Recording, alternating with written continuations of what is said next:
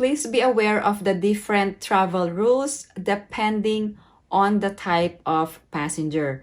I'm also going to discuss in this video on how to extend your visa if you are staying in the Philippines beyond 30 days. And also there is a strict requirement of a return or onward ticket. So please make sure that you comply with these immigration entry requirements. Foreigners under EO 408 do not need a visa. In addition, you must have a passport valid for at least 6 months at the time of your arrival in the Philippines.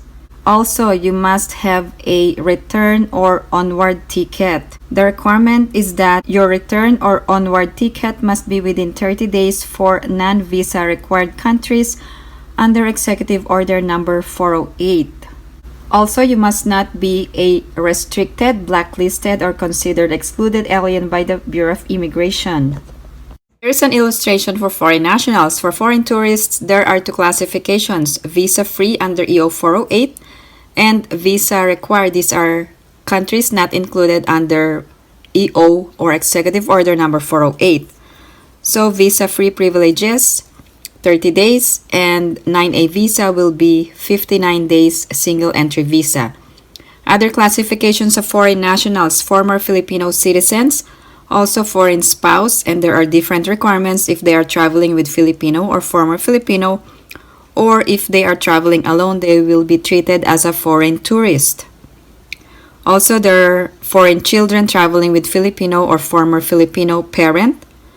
And other classification of foreign nationals are holders of valid visas. The first requirement is that you must have a U.S. passport that is valid for at least 6 months before the date of your travel. Meaning to say that the U.S. passport must not be expiring within the last 6 months before the date of your travel. Your passport must be more than 6 months or at least 6 months before traveling to the Philippines. The second requirement is that you must not be blacklisted, restricted, or considered as an excluded alien when traveling to the Philippines. There are specific grounds to be blacklisted or to be restricted as an alien. The third requirement is that you must register for e-travel within 72 hours prior to departure from the country of origin. There was a memorandum from the Bureau of Immigration that you must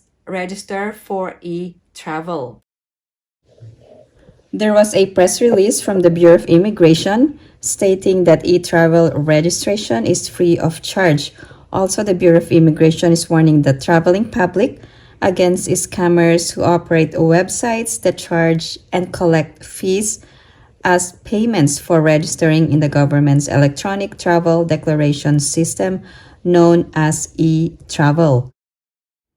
Now, who needs to register for e-travel? All family members must register for e-travel. E-travel is a Philippine declaration system and it must be done online. All passengers to the Philippines must register through the e-travel within 72 hours prior to departure from the country of origin. You can either be a Philippine passport holder or a foreign passport holder. Another option is to download the egov.ph app to your phone or to your electronic devices, and then you must create an account. Even though some passengers claim that the e-travel registration was not checked when they arrived in the Philippines, there is a requirement that all passengers going to the Philippines must register for e-travel. Also, the e-travel registration is free of charge. You must register for e-travel within 72 hours prior to departure from the country of origin. Please take note that e-travel registration is free of charge. The fourth requirement is that some passengers will be required to present a return or onward ticket. So what if you have booked your flight for 2 months?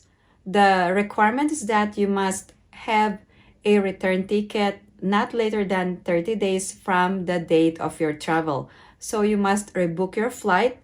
This means your last day in the Philippines must not be later than 30 days, and you can just extend your visa before the expiration of 30 days. Return or onward ticket not later than 30 days for foreign tourist or foreign spouse traveling alone. Also, for those applying for an SRRV or retirees visa, going to Philippines, you must still have a return ticket if you are planning to apply for that visa. You can always extend any time before the expiration of the period. No return or onward ticket for former Filipinos, and no return or onward ticket for foreign spouse or foreign child traveling with Filipino or former Filipino. Now there is a requirement of a PSA issued birth certificate or old or valid Philippine passport for former Filipino citizens. Philippine passport or authentic PSA issued birth certificate for former Filipino citizens, and also authentic marriage certificate for foreign spouse and birth certificate for foreign child will be required to avail of balikbayan visa privilege of 1 year stay in the Philippines. The last requirement is the online customs declaration form. Some Bureau of Customs personnel may not ask you for this customs declaration. You are still required to fill out the customs declaration form because there might be items that you must declare. Now let's talk about the visa extension. There is an option of an online tourist visa extension that you can use, and this was rolled out by the Bureau of Immigration, and this is called the e-services. You must create an account so you can extend your tourist visa online.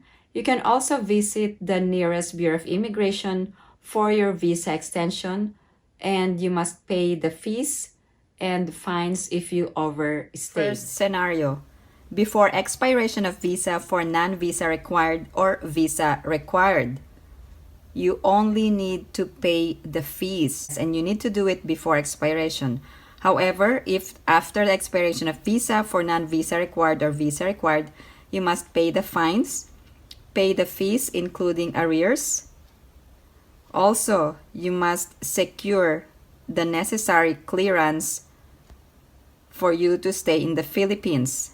For all visa required or non-visa required entry, can you extend the visa and pay the extension fee before arrival in the Philippines? The answer is no.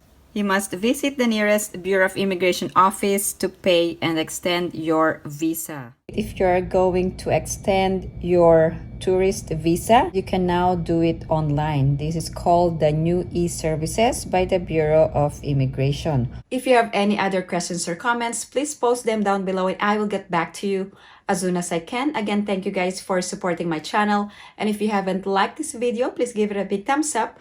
And if you haven't subscribed to my channel, please subscribe and hit that notification bell. I always welcome new subscribers. Thank you guys for watching. I hope everyone is staying safe and have a great day.